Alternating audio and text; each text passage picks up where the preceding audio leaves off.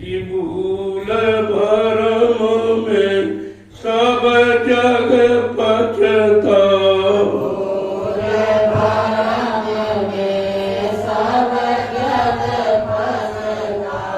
भूल भरम में सब जग पछता,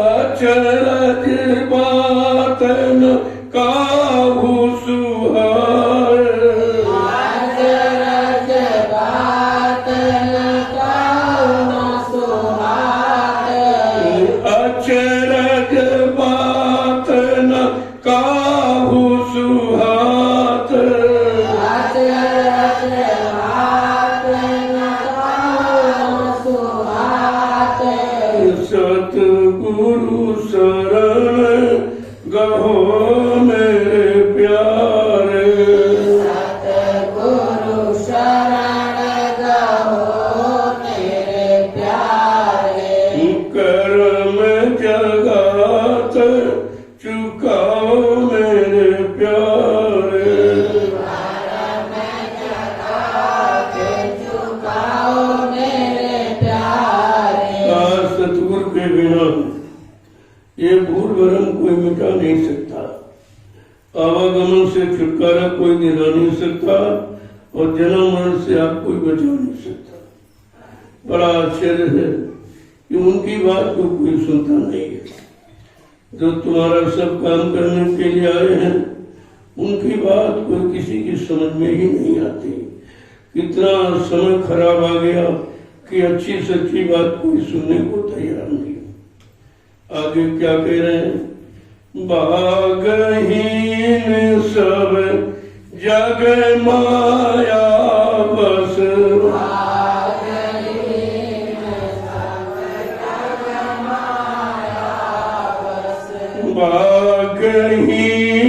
सब जग माया बस,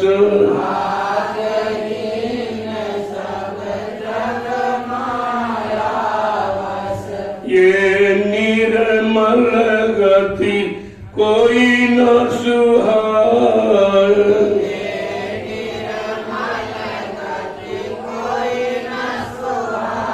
ये निर्मल गति कोई न सुहाए,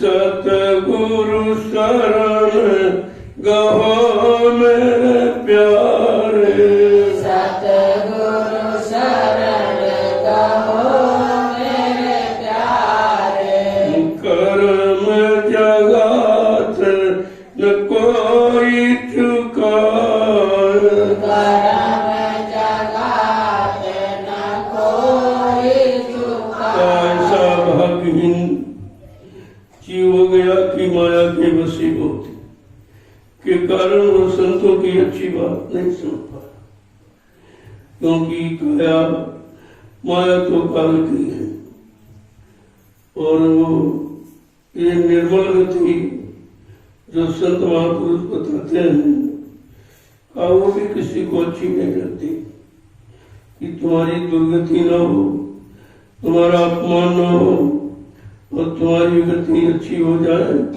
और तुम धीरज से अपने घर को पहुंच जाओ।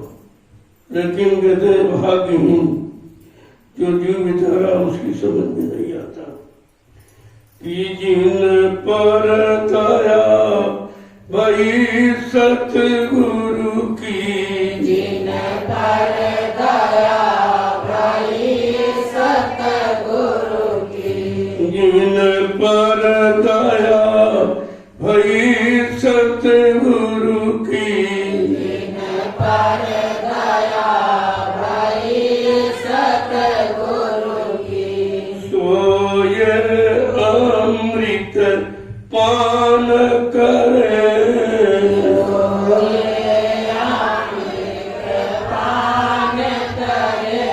सोय अमृत पान करे, अमृत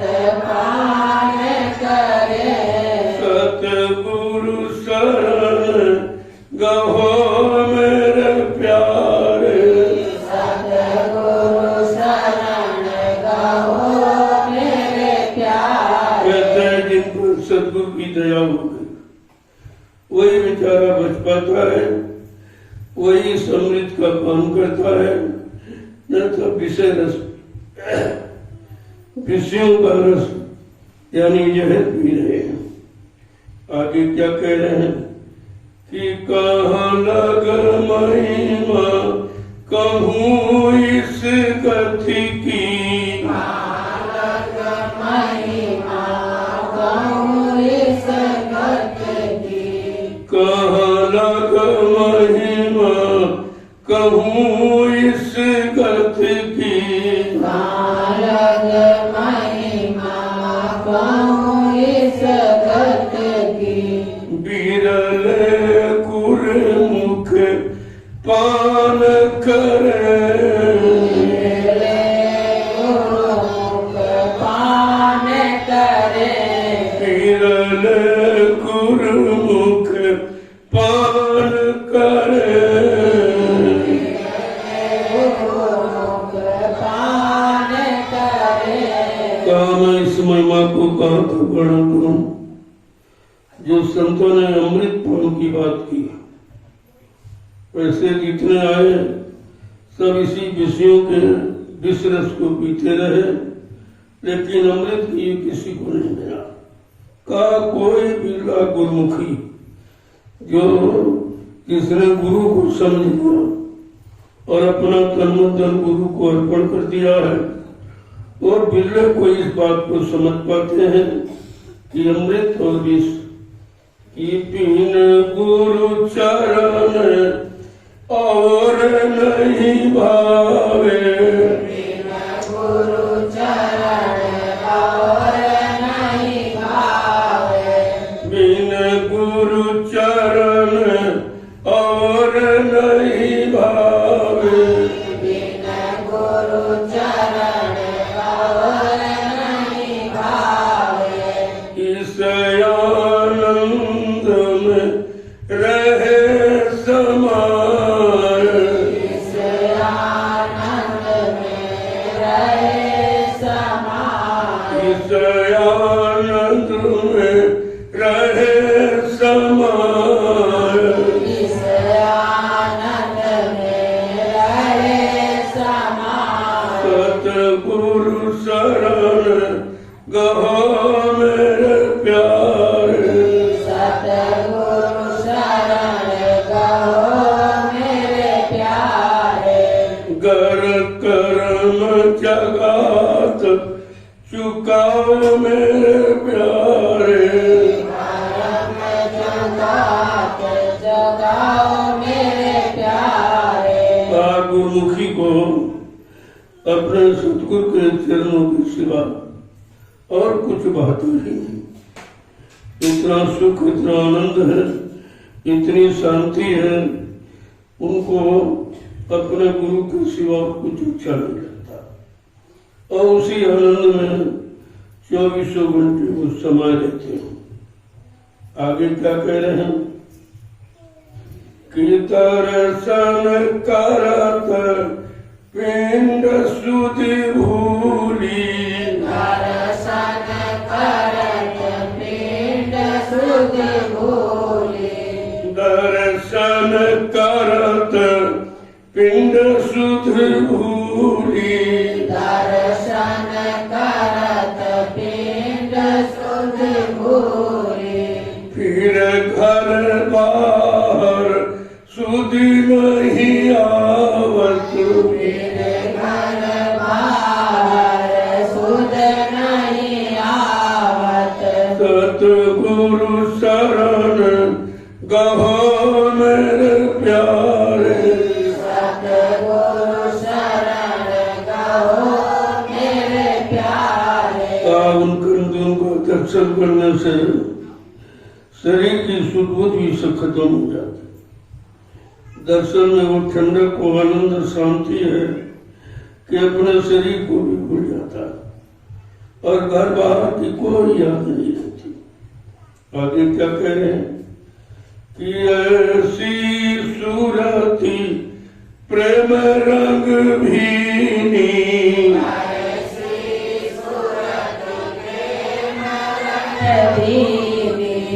ऐसी सूरत प्रेम रंग भीनी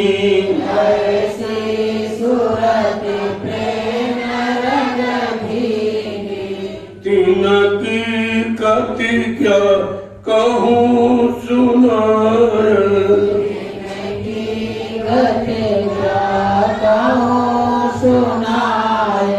तिनकी कति क्या कहूँ सुनाय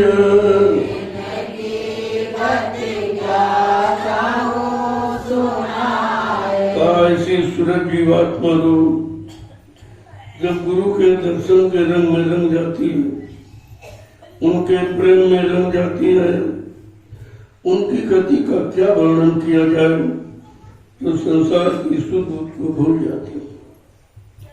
आगे क्या कह रहे हैं कि जोग बैराग ज्ञान सब रूखे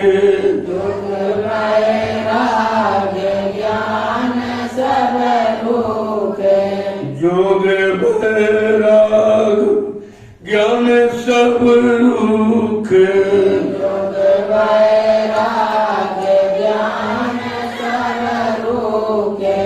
ये रस उनमें देखा न जाए ये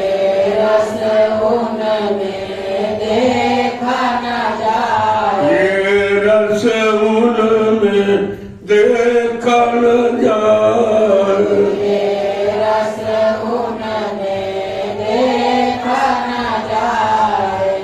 सतगुरु शरण गहो मेरे प्यारे सतगुरु शरण गहो मेरे प्यारे। जो सूरत जीवात्मा सदगुरु के प्रेम में रंग में भीग जाती है, उनको जो वैराग्य सब रूखा है, क्योंकि इससे तो वो आनंद में था नहीं, न योग में न वैराग में न ज्ञान में, ये सब रूखे फीके लगते हैं। सूरत जब प्रेम रंग में भीग जाती है और ये रस उनमें देखा न जाए, जोगी वैरागी ज्ञानियों में ये रस दिखाई नहीं देता है कि उनकी जीवात्मा प्रेम के रंग में रंग जाए। आगे क्या कहे कि बड़ भागी कोई पीरला प्रेम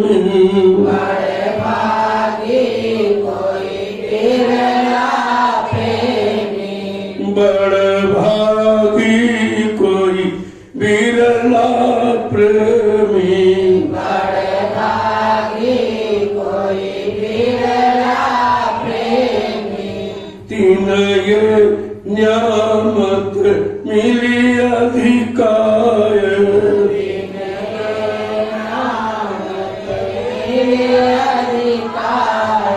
और तीन ये न्यामत मिली अधिकार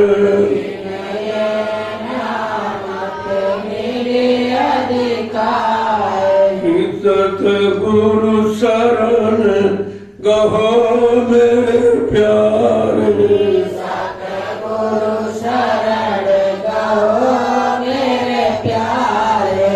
कर्म जगात चुकाओ मेरे प्यारे कर्म जगात चुकाओ मेरे प्यारे। का कोई बिरला प्रेमी जिसने अपनी सूरत जीवात्मा रूप को सदगुरु के प्रेम में रंग लिया, उसको ये लाभ मिला। कौन सा लाभ?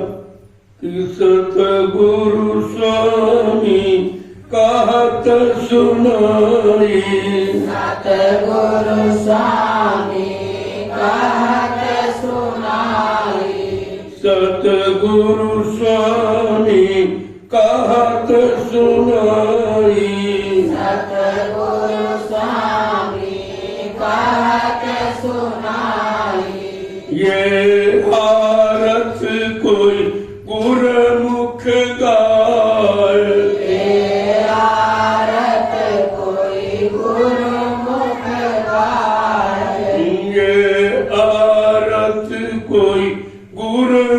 मुख गाय।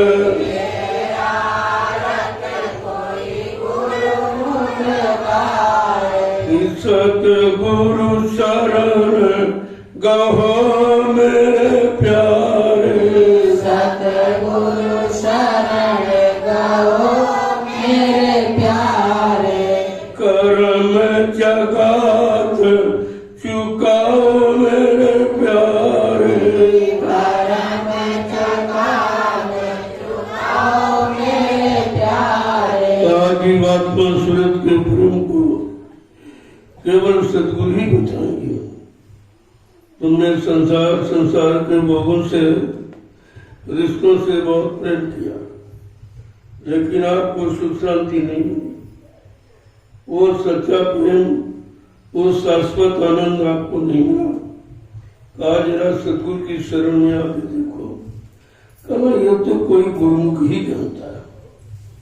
इसने अपना सारा रुकाव झुकाव ध्यान ज्ञान सतगुरु की शरण में लगा दिया, उनकी तरफ कर दिया। ऐसा कोई बिगड़ा और गुरुमुखी उनके वचनों को समझ पाता और समझ करके अपने जीवन को धन्य बना पाता है। इसलिए कहते हैं कि तुमने सबकी शरण ली, लेकिन मेरा आपको कुछ। सबने अपना अपना लाभ उठाया, अपना अपना स्वार्थ हल किया। तुम्हारा काम किसी ने नहीं किया है, तुम्हारी रक्षा सुरक्षा किसी ने नहीं की है। कहा भी जो समय बचा है वो सतगुरु की शरण में लगा दे, तो जो शेष जीवन है वो सार्थक हो सकता है। तो उन्होंने बहुत देर बरसाई। कहते एक घड़ी आधी घड़ी आधी अपनी आप गोस्वामी संगत साथ की हरे कोट अपराध।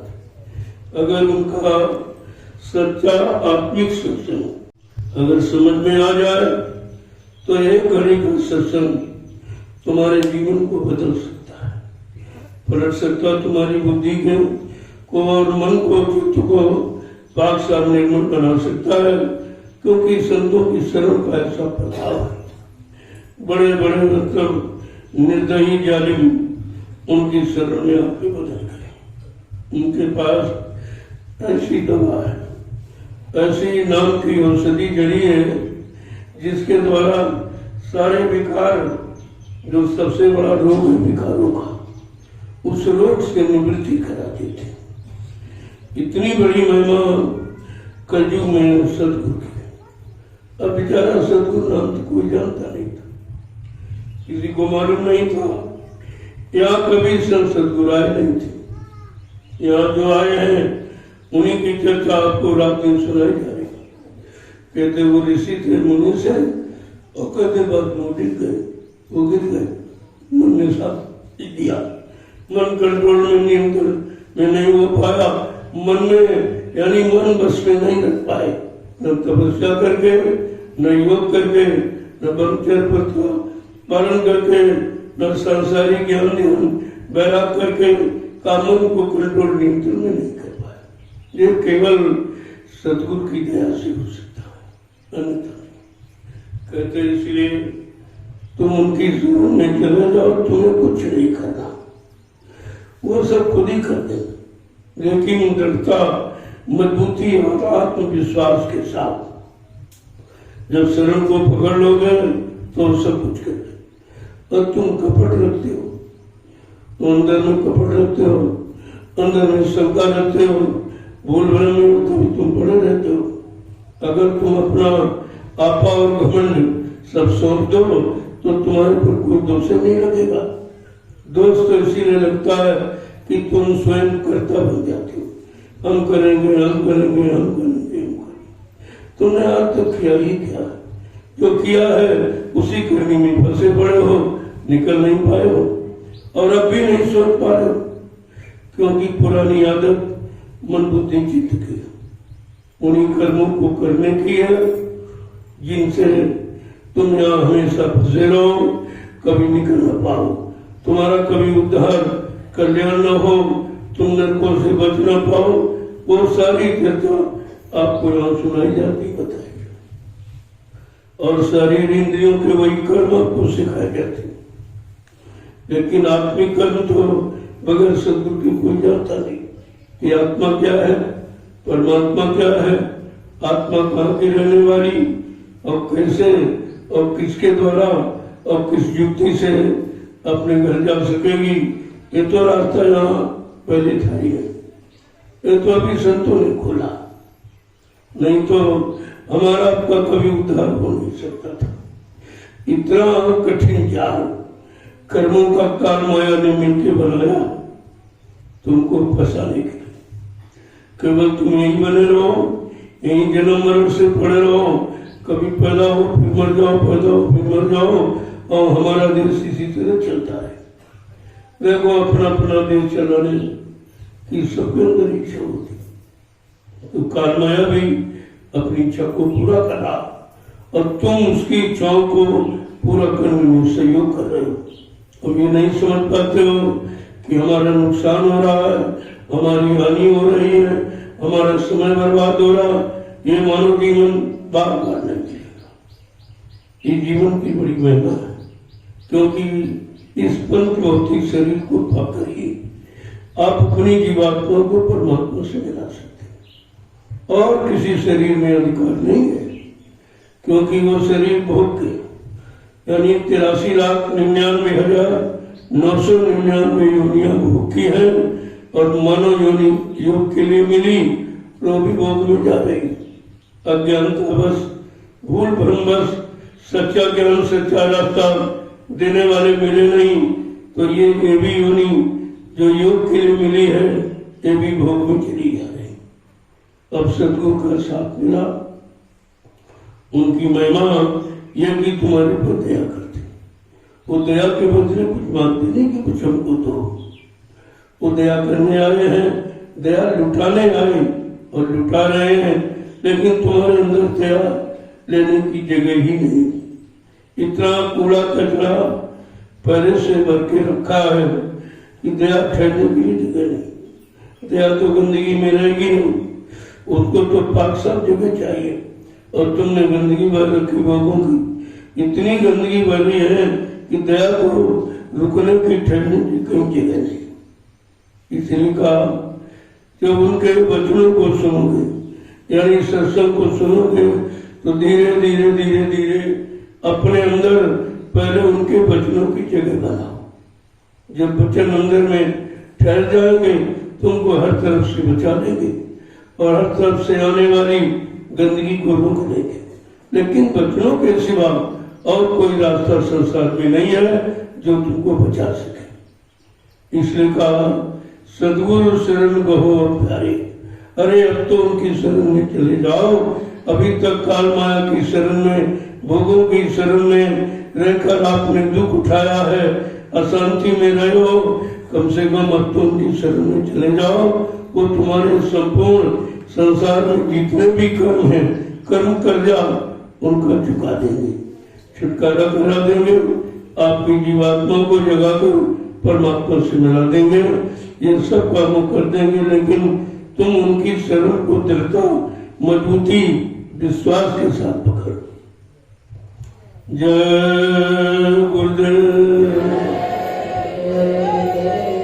जय गुरुदेव,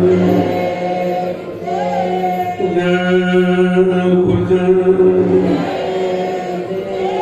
जय गुरुदेव। नाम किसका, जय गुरुदेव।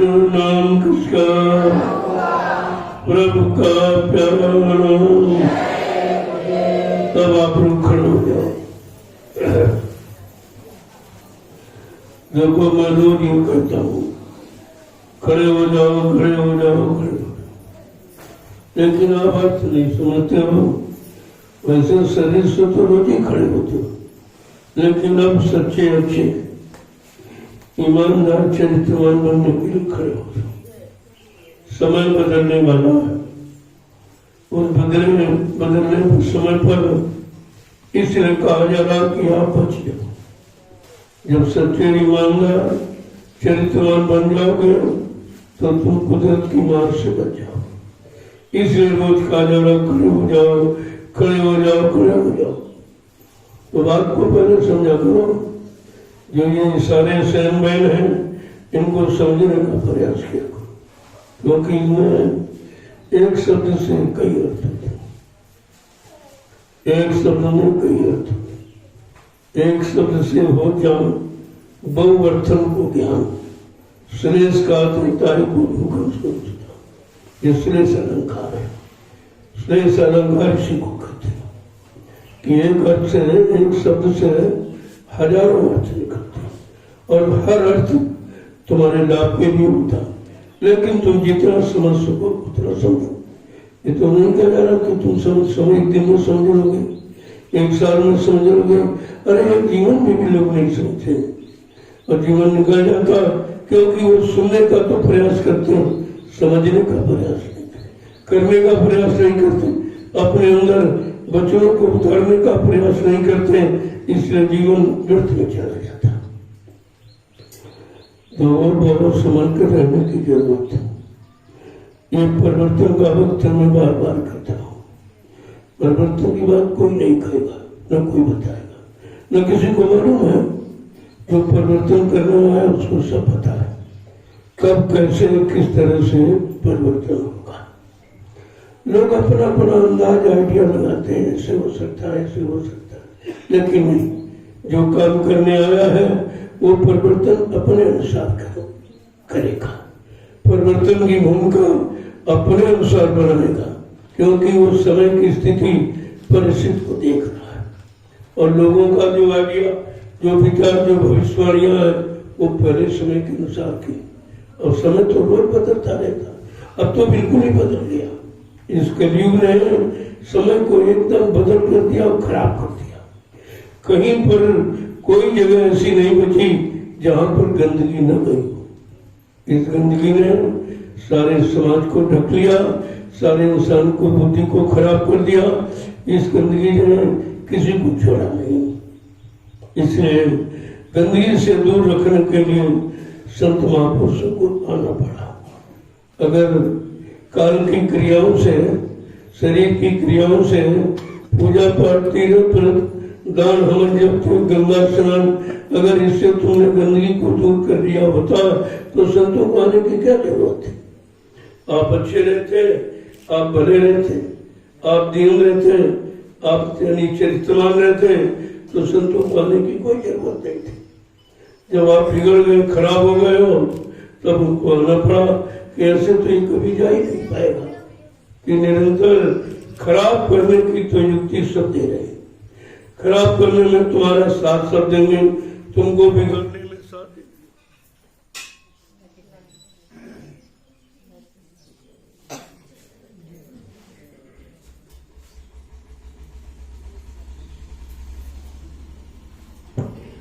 तो इसमें तो आपको सब साथ देंगे, बिगाड़ने में, लेकिन बनाने में साथ नहीं देंगे।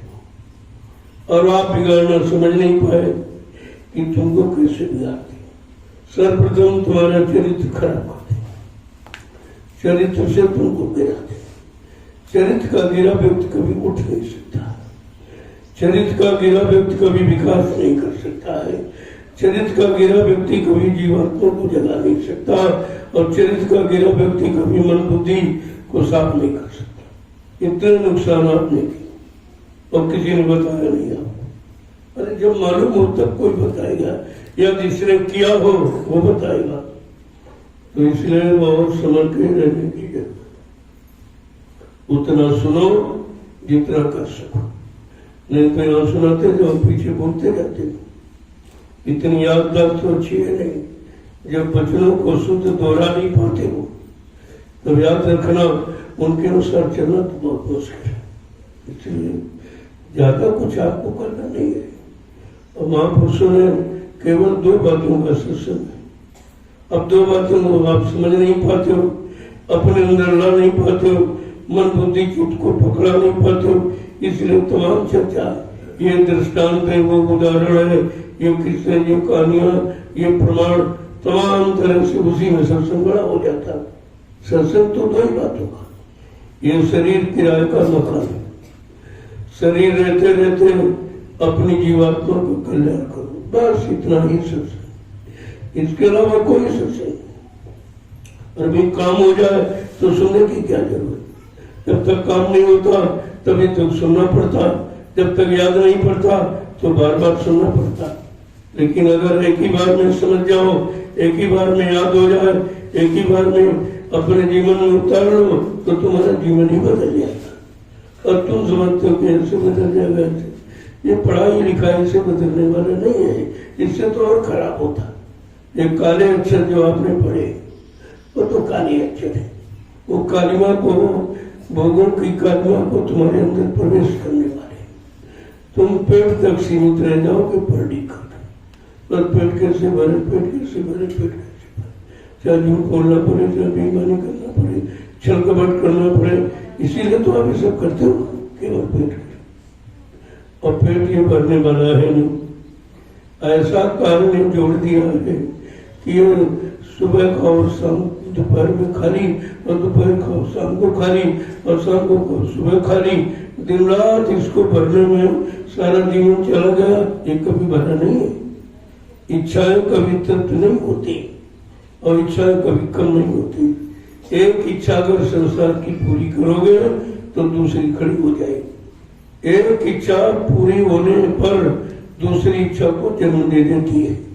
हम इस बात को समझ नहीं पाते, इसलिए हम इच्छाएं बढ़ाए रहते, ये मिल जाए, ये मिल जाए, ये मिल जाए, ये मिल जाए। ये नहीं सोच पाते जो मिला है उसी से फुर्सत नहीं, जो मिला है उसी से निकल नहीं पा रहे, जो मिला है वही उनको छोड़ नहीं पाती है। तो फिर और मांग रहे हो तो छुटकारा कब करोगे। इतनी बात समझ में आ जाए प्रेमियों, इसी का नाम सत्संग है। जिस दिन सत्य को समझ लोगे, सत्य का संग कर लोगे, उसी दिन सत्संग आपको लाभ देने लगेगा। जय गुरुदेव, जय गुरुदेव। जोर से बोलो, सब मिल बोलो, बोलना होगा, अभी से बोलो। दुख दर्द हरेंगे, सब कष्ट मिटेंगे, सुख शांति भी देंगे। सबके दाता, सबके मालिक, प्रेम से बोले ये नाम नहीं इंसान का, ये काम नहीं इंसान का। अब ये ऐलान हो रहा, ये काम इंसानों के बस में नहीं। कौन काम? सुख शांति पाना, सुख शांति पाना, तुमको न्याय मिल जाए, सुरक्षा हो जाए, ये काम इंसानों के बस का नहीं। क्योंकि इंसान सब तरफ से असुरक्षित है, कहीं पर सुरक्षा का कोई प्रश्न नहीं और ना कोई सुरक्षा करने वाला। जब सब असुरक्षित तो आपको सुरक्षा देगा कौन? राजा भी असुरक्षित है, तमाम फोर्स रखता है, तमाम अपने मतलब सहयोगी बनाता है, अपने रक्षक बनाता है। जब राजा को स्वयं रक्षा की आवश्यकता है तो अपनी पूजा की रक्षा क्या करेगा? ये तो सोच लेना चाहिए, लेकिन कोई नहीं सोचा कि जो स्वयं असुरक्षित समझ रहा अपने आप को, स्वयं उसको अपनी प्रजा से डर है, तो ऐसा राजा प्रजा का भला नहीं कर सकता। जो अपनी प्रजा से डरता, प्रजा से प्रेम करे, प्रजा को न्याय दे, प्रजा की सुरक्षा करे, पूरे प्रजा के जीवन को शांति में सुखमय बनाए, राजा का तो कर्तव्य है। और ये बेचारे खुद ही असुरक्षित है, खुद ही दुखी है, और वो प्रजा से मांगते हैं कि मैं नोट दे दी, मैं चंदा दे दीजिए, मैं वोट दे दिए। एक तरह की भीख मांगता राजा, कितने तरीके की भीख मांग रहा। ऐसी भिखारी से तुम उम्मीद करते हो कि तुमको खुद दे देगा? क्या भिखारी भी खुद दे सकता? अरे उसके पास होता तो तुमसे क्यों मांगता? वो तो साफ प्रमाणित है कि उसके पास कुछ नहीं, सब प्रजा से मांग रहा। पहले राजा प्रजा को देता था, प्रजा से देता नहीं था।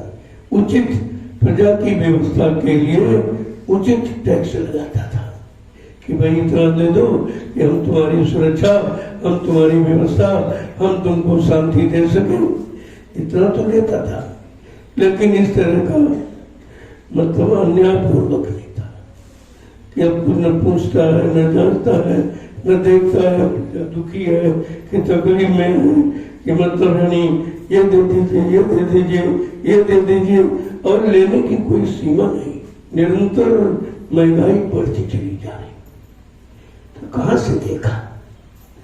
जब राजा को ये फिक्र नहीं है कि हमारी प्रजा जिसके पास मैंने कुछ रखा नहीं, सब लूट लिया है, सब ले लिया, कुछ नहीं रखा है, तो ये कहां से देगी? अब उसको दर्द ही प्रजा को नहीं है, तो टैक्स बढ़ाता चला जा रहा, महंगाई बढ़ाता चला जा रहा, बेरोजगारी बढ़ाता चला जा रहा। जब सब बेरोजगार हो जाएंगे तो राजा को कहां से देगी? अब जैसे माँ बाप ने बच्चों को पढ़ाया, सारी दौलत बच्चे की पढ़ाई में लगा दी, और बच्चा सड़कों पर बेकार घूम रहा, कोई काम नहीं, कोई रोजगार नहीं, योग्यता के अनुसार कोई काम नहीं, और टैक्स तुम बढ़ा रहे हो, तो ये देना कहां से? इसका तो घर पहले ही बच्चे की पढ़ाई लिखाई में खत्म हो चुका है, सारा घर खाली हो चुका है, और तुम निरंतर महंगाई बढ़ा रहे हो और बेरोजगार रख रहे हो, तो पढ़ाई लिखाई का मतलब क्या हुआ? ये पढ़ाई लिखाई किस लिए? ये डिग्रियां जो प्रसाद की तरह से तुमने बांट रखी, इन डिग्रियों का मतलब क्या है? कुछ और कोई कहने वाला नहीं, न कोई कहने वाला है, न कोई मतलब धार्मिक कोई नहीं बोला। ये महात्मा बस उसी के बस ही बोल, क्योंकि महात्माओं को भी खरीद लिया गया, अगर हमारी नहीं करोगे तो तुमको जेल में डाल देंगे। जो सच्चे अच्छे लोग, समाज सेवी काम करने वाले का हमारे अनुसार नहीं करोगे तुमको भी जेल में डाल देंगे। अब ये सब जेल में डाले जा रहे, तो जब अच्छा सच्चा कहने वाला जेल में बंद कर दिया जाएगा तो अच्छाई सच्चाई आएगी कैसे? और बेचारी प्रजा क्यों अनमोल है, अनबोला पशु है प्रजा, अनबोला। जैसे पशु नहीं बोल पाता, ऐसे तुम नहीं बोल पाते, तो तुम अपने आप को इंसान क्यों, पशु क्यों नहीं करते? जब तुम अच्छी सच्ची बात कह नहीं सकते हो, अच्छाई सच्चाई का साथ दे नहीं सकते हो, तो तुम पशु समान हो। अब तुम्हारा पशु जीवन है तो ये है आनंद नहीं होगा। जय गुरुदेव। इसलिए अब तो बहुत सोचकर चलने की जरूरत है। संतों के सिवा इस भारत देश ही नहीं, सारे विश्व को कोई सुख शांति प्रदान नहीं कर सकता। अब सबका काम का समय खत्म हो गया, सबको मौका दिया गया, और 70 साल से आजादी है, इसमें सबको मौका दे दिया। और मौका तुमने उनको दिया जिनको कभी हिंदुस्तान में मौका दिया ही नहीं गया था।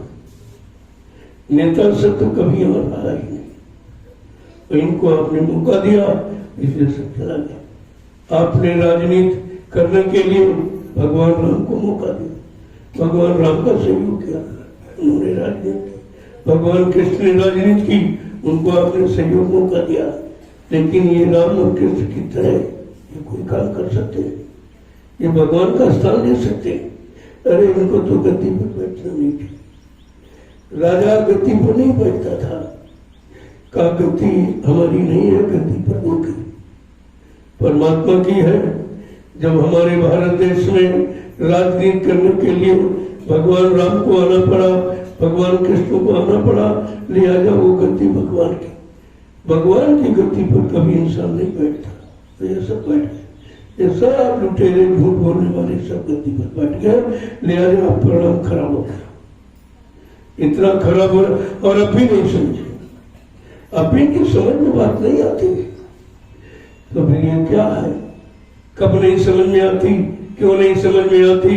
विनाशकारी विपरीत बुद्धि।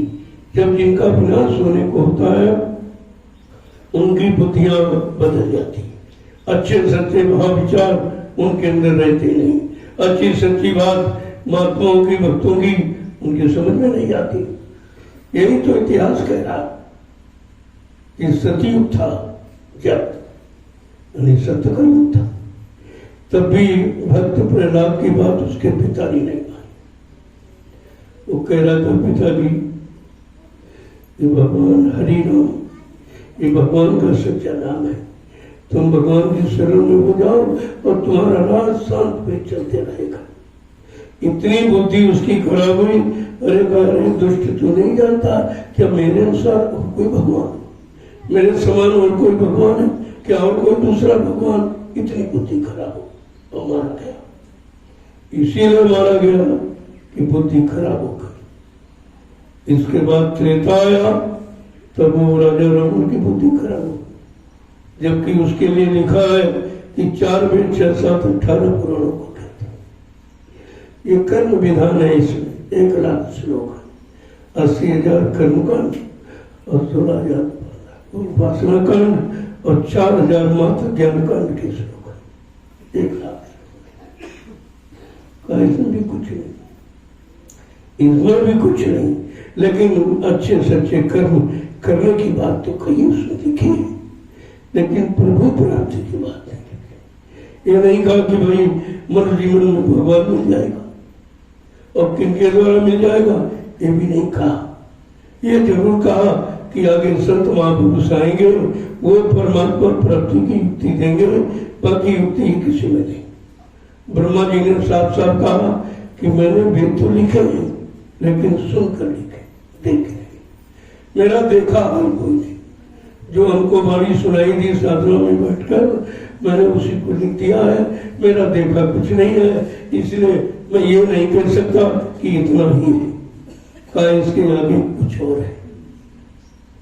कहते नहीं, नेति नेति के वेद को ब्राह्मण और संत मता भेद नहीं पावे। नहीं थी, इसी का उल्टा अर्थ भी दोनों ने कहा, नेत करना ये इति है, ये अंत है जब, और वेद क्या नेति नहीं, ये इति नहीं, आगे और कुछ है।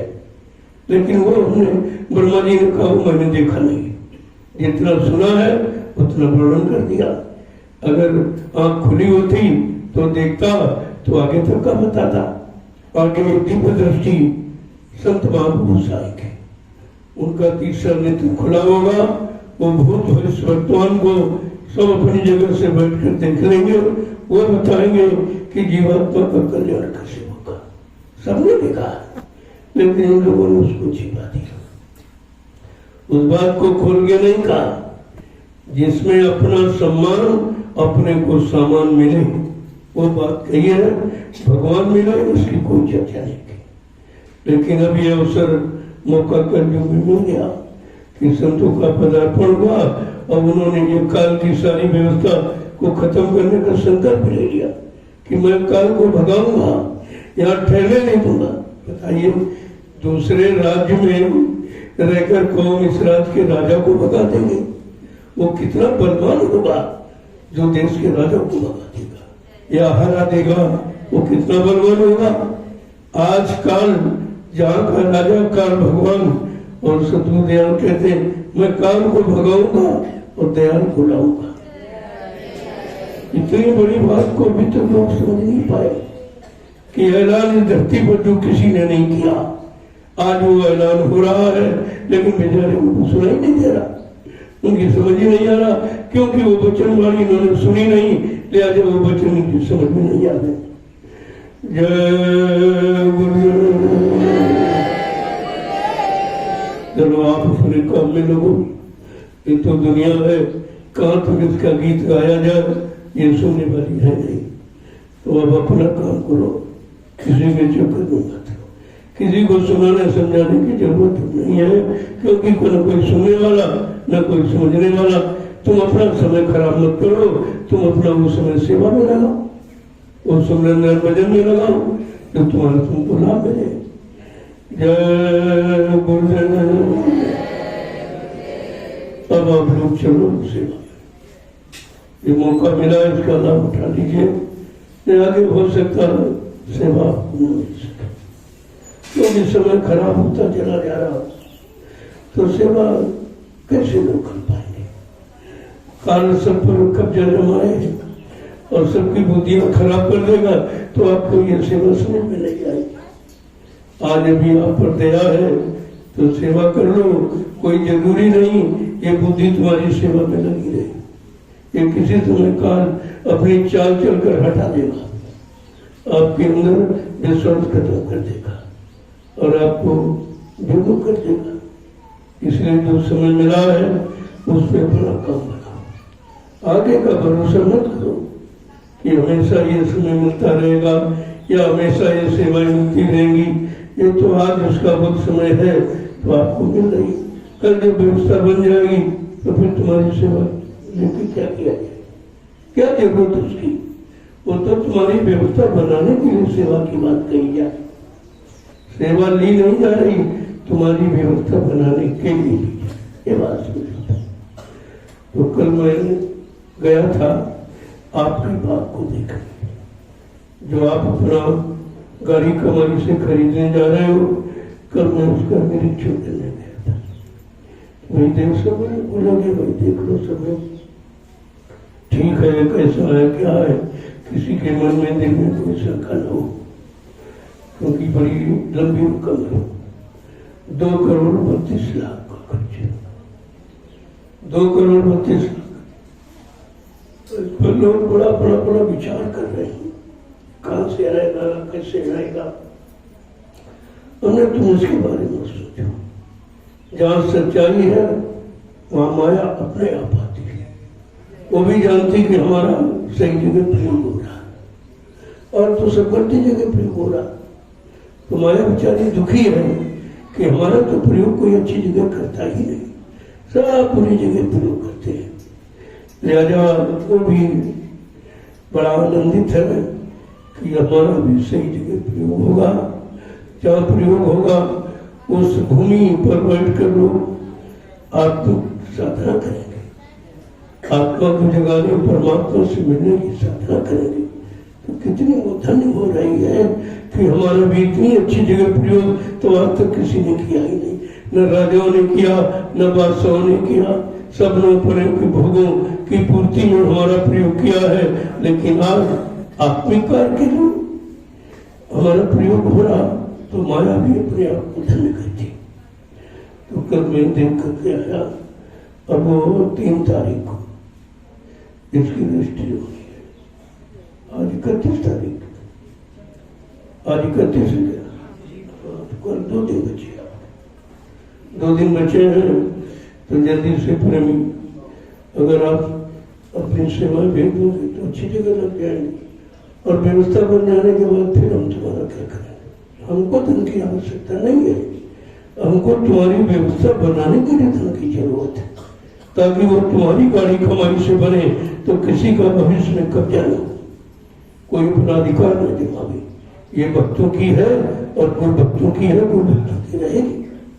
मैं ऐसी व्यवस्था ही रख रहा हूँ कि गुरु भक्तों की है, उनकी ही रहेगी। ये किसी के बाल बच्चों की, किसी की मतलब दुनियावी संसारिक लोगों के लिए नहीं है, ये गुरु भक्तों की है, होने जा रही और गुरु भक्तों की रहेगी, और गुरु भक्ति ही इसका लाभ उठाएंगे। जो अभी है उनको लाभ मिलेगा, जो आगे भविष्य में आएंगे उनको लाभ मिलेगा। अब ये लोगों को समझना चाहिए ये काम किसके लिए किया जा रहा, ये तो काम कहीं हो नहीं रहा, कोई नहीं कर रहा, उधर तो किसी की सोच ही नहीं है, सबको अपनी अपनी पड़ी है, और यहाँ सबकी पड़ी है, सबको अपनी चिंता है, लेकिन हमको तुम्हारी चिंता है। ये अंतर है, इतना अंतर है कि उनको अपनी चिंता है, हमको सेवा दो, हमको पैसा दो, हमारा बैंक भर जाए, हमारा पेट भर जाए, हमारा परिवार भर जाए, लेकिन यहाँ ऐसी कोई चिंता नहीं है।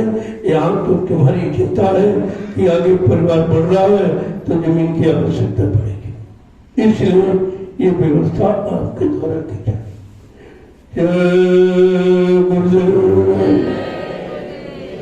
अब जिनको घर जाना है वो आके मिले, वो आके मिले, क्योंकि अभी आप जाओगे उसके बाद जब ये बगीचा आपका हो जाएगा तो उसमें सेवा लगेगी।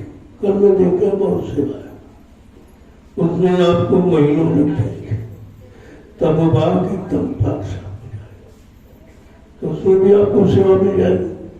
तो अभी आप घर जाओ, जब वो बताया जाए तब आप आ जाओ।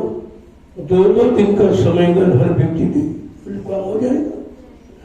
2 दिन से ज्यादा आपसे नहीं मांगा जाए कि 2 दिन अगर पर व्यक्ति दे देगा तो ये काम तो बहुत जल्दी समय बच जाएगा, क्योंकि आप तो बहुत लोग हो और काम उतना ज्यादा नहीं, काम तो थोड़ा है।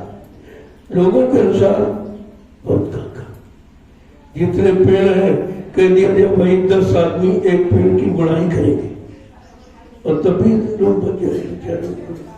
तुमको कहा भाई तुम बगीचा बोल दो, तुमको भी गुड़ाई का लाभ मिल जाए, तो सेवा सबको दी जाएगी, सबको सेवा दी जाएगी और सबको बराबर लाभ मिल जाए। यह हमेशा ध्यान रखा जाता है।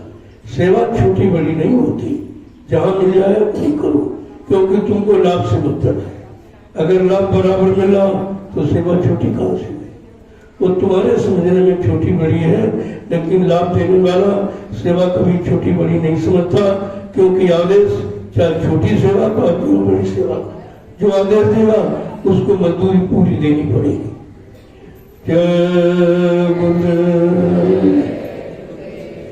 अब जो जाने वाले लोग हैं वो जा सकते हो। ये प्रसाद जरूर ले लो, ये असली प्रसाद लाइची डाला, ये कई साल तो दे सकता। ये लड्डू कोई प्रसाद नहीं तो बाल बच्चों को खरीदे दिया जाता। ये प्रसाद नहीं है, इसमें कोई प्रसाद का गुण है इसमें। जरा सी परेशानी हो आप खा के देखो, लड्डू खा के देखो, कोई परेशानी नहीं जाएगी। और एक दाना लाइची दाना खाई तो परेशानी चली जाएगी, तो आपको पता चल जाए कोई सच्चा प्रसाद क्या है। जय गुरुदेव। अब जो इस बगीचे के लिए अपना सहयोग करना चाहते हैं वो कर सकते हैं, जबरदस्ती किसी पर नहीं, और कोई संख्या मैंने नहीं रखी। संख्या तो पहले से निश्चित है कि गुरु का 10वां अंश तुम्हारी कमाई में होता है, बस उतना आप करिए, ज्यादा वादा नहीं। इसलिए मैं कोई संख्या बताता नहीं हूँ, क्योंकि संख्या हमको बताने का अधिकार नहीं है। संख्या वो बताता जिसको अपनी जेब भरनी है। वो कहे 4 अंकों की सेवा दो, 5 अंकों की सेवा दो, 6 अंकों की सेवा दो, लेकिन जिसको अपनी जेब भरनी है। लेकिन यहाँ तो हमारे पास तो कपड़े नहीं पहने तो जेब ही नहीं, जब जेब नहीं तो बनूंगा क्या बनूंगा। और जो ये हो रहा ये सब आपके लिए, कोई शंका न हो। इसलिए जितनी जमीन अभी तक खरीदी गई है वो आपके समिति, मेरे नाम नहीं, मेरे नाम 1 इंच भी जमीन, मेरे नाम कुछ नहीं, ना 1 पैसा है, ना ये गाड़ियां जो आप देख रहे हो ये प्रेमियों की दी हुई है। उन्होंने प्रचार के लिए अपना सहयोग इसमें लगाया है कि हमको भी कुछ मिल जाए। हम कहीं जा नहीं पाते, व्यापार से, दुकान से, नहीं कहीं से फुर्सत नहीं है, तो हमारी कुछ सेवा लग जाएगी तो हमें उसका कुछ लाभ मिल जाएगा। तो ये भी प्रेमियों की दी, हमारा इसमें कुछ नहीं है और न मेरे पास कुछ है, इसलिए जब चाहता हूँ तब चल देता हूँ। मेरे पास तो झोला भी नहीं है। लोग कहते हैं झोला उठा के चला जाओ, झोला उठाने को तो झोले में कुछ है तभी तो उठा के चले जाओगे, लेकिन यहाँ ये भी कुछ है। जैसा बैठा हूँ बस इतना मेरे पास है। तो आपने देखा यहीं पहले ये सब इसका निर्माण कराया गया। ये निर्माण जिसमें बैठे एक ही व्यक्ति का, एक व्यक्ति का सहयोग है ये, उसका नाम अमर हो गया। उसने अपने नाम को अमर कर दिया, अपनी दौलत को अमर कर दिया कि वो परमार्थ में लगी। आज कितने लोग बैठ के सत्संग सुनते हो, भजन करते हो, ये छोटा मोटा लाभ उस व्यक्ति को मिलेगा। तो ये की सेवा आपको सोच के करनी चाहिए कि हमारी सेवा वहां लगे जिसमें ज्यादा ज्यादा लोग लाभ उठाए। सेवा को चुनाव करना चाहिए। अब ये है जैसे बगीचे में हैंडपंप लगाना पड़ेगा, एक तो बड़ी लंबी है 72 बीघे की, तो कई हैंडपंप लगाने पड़ेंगे प्रेमियों के लिए कि आदमी 1 किलोमीटर दौड़ के पानी पीने थोड़ी जाएगा, तो उसकी भी जरूरत होगी।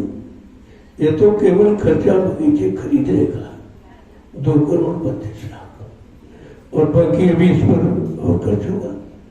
इसकी बाउंड्री सही तरीके की बनाना, इस तरह से नहीं। और इसका मेन गेट कितना अच्छा सुंदर होगा जो दुनिया के लोग देखेंगे। किसी बगीचे में आपको गेट नहीं मिलेगा, कितना भी बड़ा हो, क्योंकि वो गेट की महिमा नहीं जानते। तो ऐसा भव्य गेट बनेगा जो पूरा हिंदुस्तान याद करेगा। जय गुरुदेव। आप देखे वो अपना मुख्य द्वार देखिए जो नैमिषारण्य में कहीं नहीं।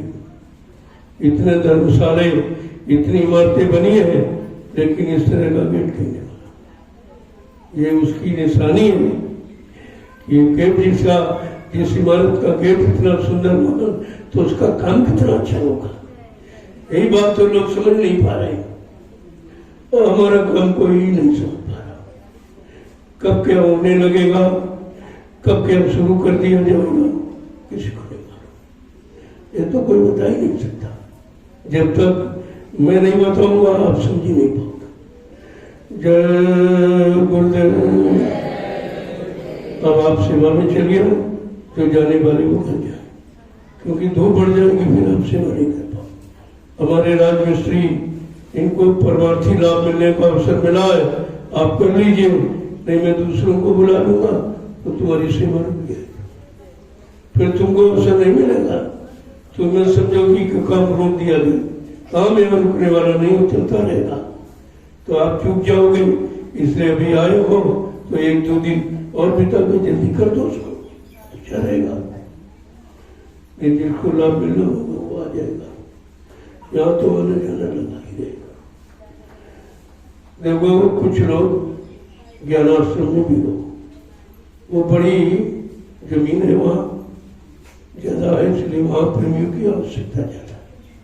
वहाँ सेवा भी रातें चलती है, तो जिनको सेवा करनी है तो ज्ञानाश्रम चले जाओ, वहाँ सेवा आपकी है, वहाँ भी भंडारा आपका, और यहाँ छोटी मोटी सेवा और सीमित, क्योंकि जमीन सीमित है इसलिए यहाँ सेवाएं भी सीमित है, और वो जमीन बड़ी है लिहाजा वो काम ज्यादा है।